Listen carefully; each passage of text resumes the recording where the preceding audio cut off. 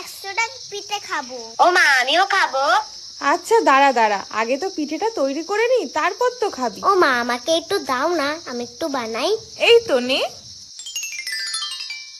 ও মা, দেখো না কি সুন্দর হয়েছে।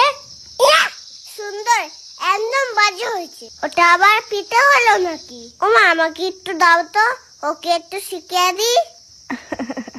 দেখিস, আমি এমন পিঠে বানাবো, তুই দেখলেই অজ্ঞান হয়ে যাবি।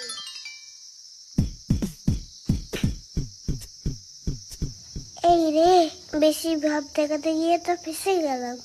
পিঠে হয় না, প্লিজ হয় না। এবার তো মার খেতে হবে, এবার কি হবে? এই তুই হাসলি কেন?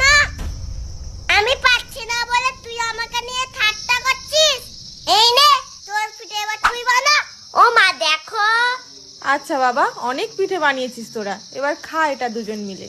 ও তেলের পিঠে, দাও দাও। শোন, এটা কিন্তু ভাগ ভাগ, আস্তে আস্তে খাবি, গালে কিন্তু একসঙ্গে পুড়ে দিস না। তুই খা না তাড়াতাড়ি।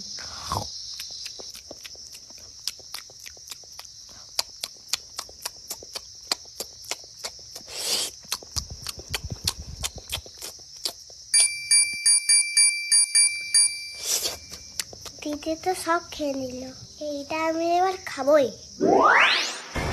এই তুই এটা নিলে কেন? ওটা আমার ছিল। ওখানে কি তোর নাম লেখা ছিল? ও মা,